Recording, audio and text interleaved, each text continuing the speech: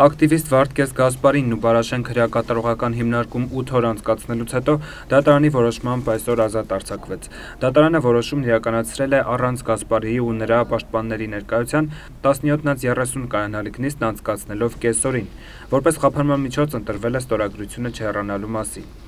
Գասպարին քրեակատարողական հիմնարկից անմիջապես բերվել է Շենգավիթի դատարան, մասնակցելու իր նկատմամբ հարուցված քրեական գործով դատական նիստին։ Ակտիվիստը մեղադրվում է դատարանի նկատմամբ անհարգալից վերաբերմունք ցույց տալու մեջ։ Ազատության մեջ հայտնվելուց հետո Գասպարին կրկնեց հայտնի ադրբեջանցի իրավապաշտպան Լեյլա Յունուսի խոսքերը։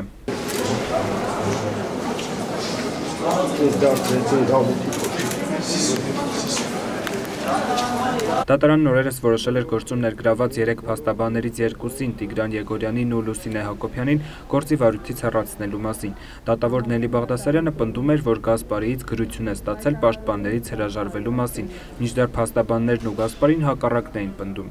Գասպարին հայտարարեց, որ ցանկանում է, որպեսզի դատարանը ներգրավի։ Գասպարին չարեց։ Արվել է, դուք ստում եք, լսեք արձանագրությունը։ Դուք իրավունք չունեք, ուրեմն դուք փաստաբան լինելով իրավունք չունեք նման արտահայտություններ հնչեցնել դատարանի հասցեին եւ պարտավոր եք ենթարկվել նախագահ դատավորի օրինական կարգադրությունների։ Շատ լավ։ Ուրեմն երբ իմ առջև ասում են իրականությանը չհամապատասխանող ինչ-որ տեղեկություն, ես դա որակում եմ սուտ։ Դատավորը որոշեց Տիգրան Եգորյանի նկատմամբ կարգապահական վարույթ իրականացնելու համար դիմել փաստաբանների պալատ։ Տիգրան Եգորյանը դատավորի պահվածքը ոչ ադեկվատ է համարում։ Նրա խոսքով դատարանի մոտ հարցեր չպետք է առաջանան, եթե ամբաստանյալն ու պաշտպանները փոխադարձ համաձայնություն են հայտնում միմյանց հետ աշխատելու համար։ Այն պահից, երբ անձը հայտարարեց, որ օրինակ ուզում եմ, որ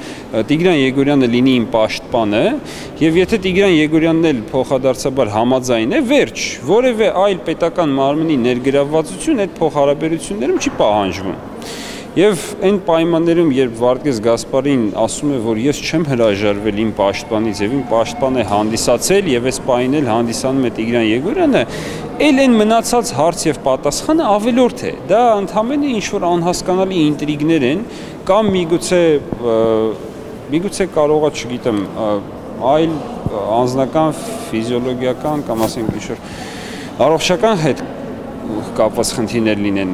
բայց իրավունքի հետ դա ոչ մի կապ չունի։ Դատական նիստի ավարտից հետո Գասպարին լրագրողների հետ զրույցում պատմում էր քրեակատարողական հիմնարկում տիրող բարքերի իր նկատմամբ կիրառված բռնությունների մասին։ Ակտիվիստի խոսքով դեռ վերջնական որոշում չունի, նախկինի պես կշարունակի նիստերին չներկայանալ, թե ոչ։ Չեմ ցանկանա նորից հայտնվել ուրեմն կալանավայրում, նորից այդ հանցավոր կտանքների ենթարկվել, որովհետև փաստը նա է, այսպես ասած, դատավորի քմահաճույքին չենթարկվելու այլ ընտրանքը,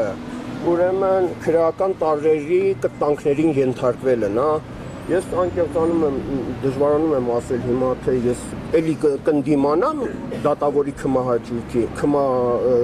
անօրինականություններին, կնդիմանամ, թե չեմ ընդդիմանա, անկեղծ դժվարանում եմ հիմա միանշանակ պատասխանեմ։ Գործով հաջորդ դատական նիստը տեղի կունենա փետրվարի 29-ին։ Արա Հարությունյան, Հրանտ Մարինոսյան, Civilnet։